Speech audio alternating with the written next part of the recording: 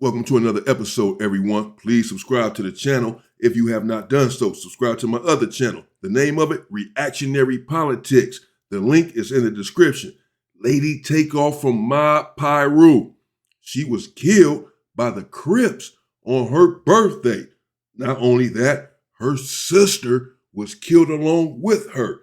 Not only that, two other individuals lost their lives on that fateful day at a birthday party in Inglewood. It was a massacre. Let's get into it. Welcome to Hood War Stories. In this episode, I'll be discussing the life of Lady Takeoff.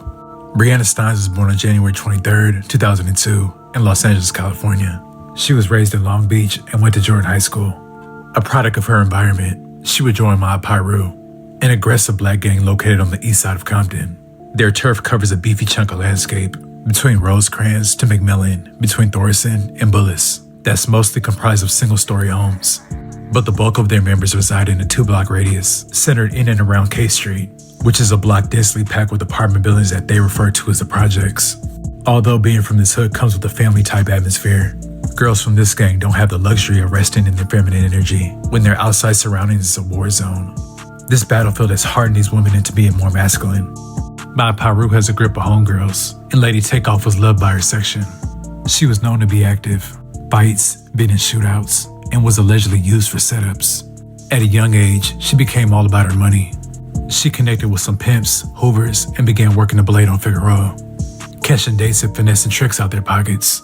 She was living the fast life. When she needed to double up, she hit the road. Trips to Vegas and Oakland would be profitable.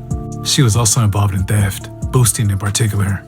She got her bands up and received a $17,000 PPP loan. After a while, she stopped doing her thing on Figueroa and enrolled in UEI. She had aspirations to be a CNA. She was turning 20 and wanted to throw a private birthday party to turn up. So Brianna and her sister Marnisha began organizing and planning. She booked an Airbnb in a quiet residential neighborhood in Inglewood. They proceeded to invite who she wanted to pull up, sending the address to various gang members from different hoods. Unfortunately, the address would land in the wrong eyes.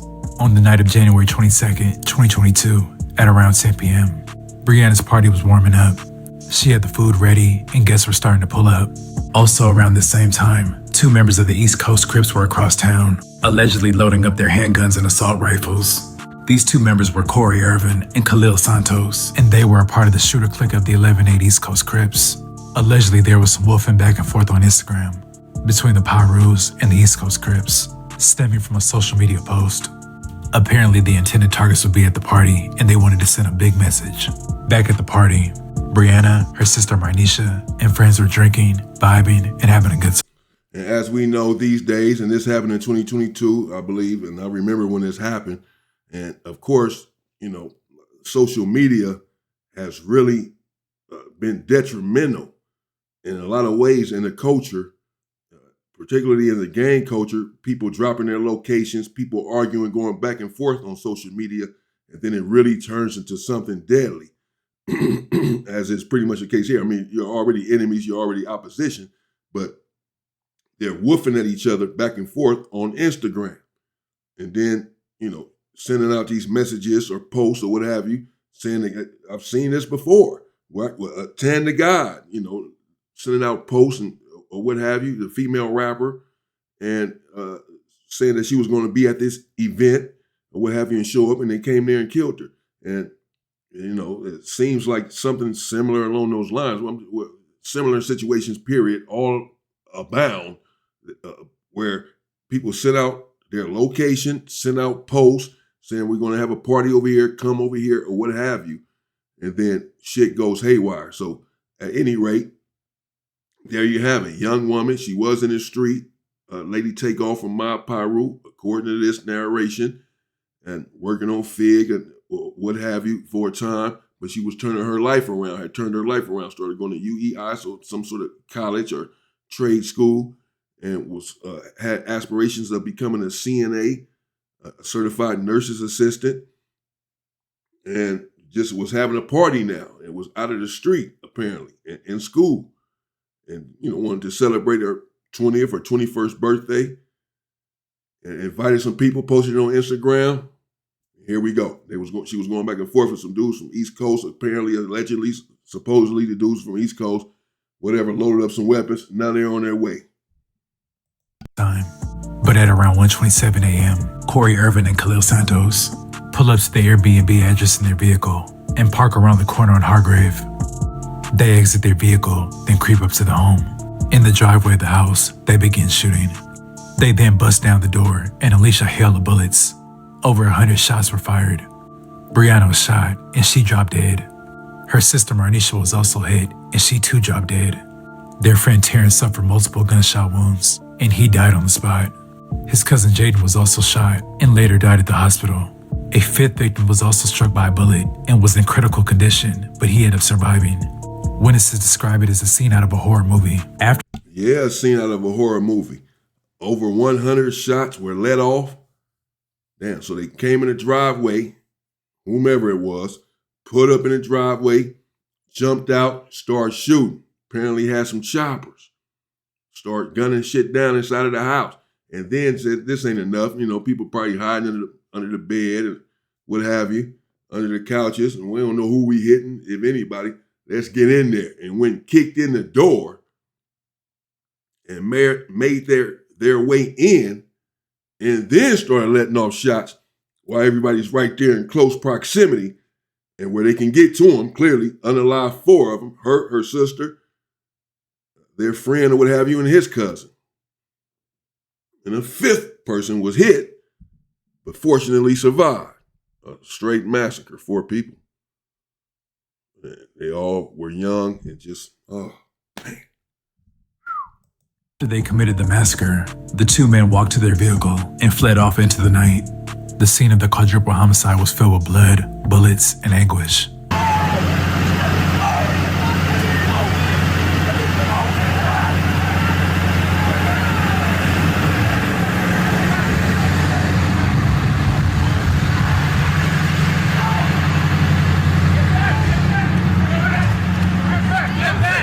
The 4 murder victims all had gang ties. 1 from Mob Piru, 2 from 135 Piru, and 1 from Grape Street. Mob Piru was allegedly sliding daily after the murders. Friends and family came to the scene to show love and leave a memory. Dozens of candles light up the sidewalk in Inglewood as those in this neighborhood can't help but come by and say a prayer for 4 lives taken too soon. I didn't hear anything about the shots. I didn't hear the music or the party. Neighbors in this community are reluctant to show their faces over fear of retaliation. But this woman a few doors down is in disbelief. We heard the shots. At first I thought it was firecrackers, but then it was like, I told my husband, this sounds like war. You can see the bullet holes all over this home on North Park Avenue. Police say the shooters had an assault rifle and at least 1 handgun. There's nothing to indicate that these individuals were invited to the party. They knew the party was there. They obviously had some animus to people they knew were going to be there, right, and they planned it and ambushed the people. We need to say what happened. Somebody knows besides those who came and did it and those who laying dead. You know something, say something. Brianna's funeral had a big turnout, and many came to celebrate her life and pay their respects. For over a year, the killers were on the loose. But for over a year, the killers were on the loose. No one's going to say anything for the most part. Yes, people start snitching, as we know, in nearly every video that I play these days. Once they're caught up in a situation, once they're caught behind bars and interrogation rooms, whatever, they turn on each other. There's no fealty in the streets. There's no fealty in the game. They're going to turn. But if no one has been caught up, you know, making these press conferences, hey, speak up, like they're just going to come and turn themselves in or say, oh, yeah, he did it. No, unless there's something in it for these individuals. So you can forget about that. But this is a very vicious situation here where all 4 of them lost their lives. You see the bullet holes. There was a lot of them there in the house. They came to really send a message and to kill these people. And that's it. They tried to kill all of them. Crazy. in the first week of August of 2023, 7 men from the 11/8 East Coast Crips were indicted on murder charges related to a shooting rampage in Inglewood, Compton, and LA that left a total of 7 people dead and several others wounded. All 7 individuals were a part of the ultra-violent shooter clique within the 11/8 East Coast Crips. The birthday party attack was a culmination of a killing rampage that began December 6th of 2021 when Corey, Khalil, and Kendall drove to an RV park at 195 East 116th Place and shot multiple bullets into an RV, killing 2 men. The following day, they allegedly drove to an Arco gas station, where they got out of the vehicle and shot 2 people sitting in a parked car. A third man sitting in another vehicle was also shot. All 3 survived. Then on December 14, 2021, Corey, Khalil, Samaj, and Marvin drove to a residence in Compton, where allegedly Khalil and Samaj fatally shot Antonio Dotson. Brianna was still young and figuring out life when she was gunned down. Her sister Marnisha worked 2 jobs for the U.S. Postal Service and FedEx. They from the shooter clique for real. These dudes out here gunning on stuff. They out here, shit. These are the same ones that went in here allegedly and took out all of these people inside of this house at this birthday party. Brianna and them, her sister. They going around just popping on stuff. Apparently, I mean, 2 people at the gas station, or 3 people. 2 people sitting in the RV in a trailer. The Dotson guy in Compton. Damn. And all 4 of them, I mean, I don't know if these were their ops, pulling up and gunning on them, or just random people they going around busting on, or what? And Taryn had just moved from Vegas to Torrance the year prior and was training to be an electrician. On August 5th of 2025, Corey Irvin and Khalil Santos were sentenced to 5 consecutive life prison terms without the possibility of parole for the gang-related shooting spree that included the killings of 4 victims at the birthday party in Inglewood, along with the slayings of 3 other people in South Central and the Compton area within less than 2 months. The judge called the crime sickening and tacked on a consecutive sentence of more than 200 years to life for Corey and more than 100 years to life for Khalil. Kendale Taylor was convicted of 2 counts of second-degree murder, but acquitted of 4 other murder charges. He has already been sentenced to 30 years to life in state prison. 4 other defendants are due back in a downtown Los Angeles courtroom on September 30th. Samaj J. Brown was found guilty of first-degree murder, along with finding true the special circumstance allegation of murder, while lying in wait for Antonio Dotson's killing. Marvin Lanier was convicted of second-degree murder for Antonio Dotson's killing, but was acquitted of the killings of Hector and Jose. Jurors deadlocked on murder charges against Kevin Salter and Terrence Adams in connection with the killings of Hector and Jose, but convicted the 2 of other charges, including attempted murder and conspiracy. At the sentencing for Corey and Khalil, Tiffany Steins, the mother of Brianna and Marnisha, told the 2 that she would never forgive them. Brianna's brother is currently honoring her memory with his clothing brand Takeoff's apparel. I'd like to thank you guys for watching. Please like, comment, and Wow, Takeoff's apparel, man. Her brother honoring her, and that. Whoa, has to be heartbreaking for that family to lose both your daughters, both your sisters. Not 1, but 2 of them.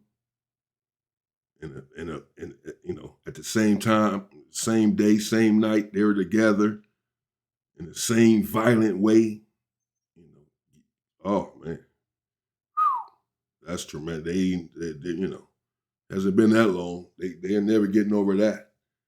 Certainly haven't gotten over it at this point. That family. See, the mother say she'll never forgive them. Man, so them dudes got a lot of cases. They caught a lot of cases, man. None of them ended up with the death penalty. I'm saying that was a lot of cases, a lot of gruesome homicides, it looks like. But their lives were spared. At least their lives were spared. Let me know what y'all think in the comments, man. Rest in peace to all of those individuals who lost their lives in this whole entire story. Everyone, or the people who didn't lose their lives, fortunately, but were injured, traumatized by this, were shot. Their lives were forever changed as well, even though they didn't die. Think about the person that was in there in the house with all 4 of the other victims.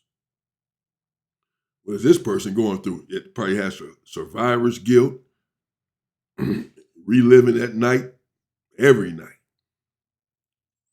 Hearing it, every time he hears something, he probably jumping, thinking it's a bullet or whatever. I mean, seriously, that's probably, for the rest of his life, he probably going through it. You got to think about all that. The people that's still here, what they go through after a traumatic situation like this. Crazy, man. She was young. She was in the street, but so are a lot of young people who just don't know any better at this time. We have to give them a chance to grow up and mature and grow out of it. Can't take them out. Can't take each other out. We got to give each We got to give each other a chance, brothers and sisters.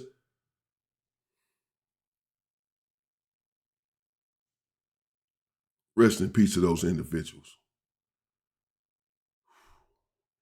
Stay safe and stay free, people.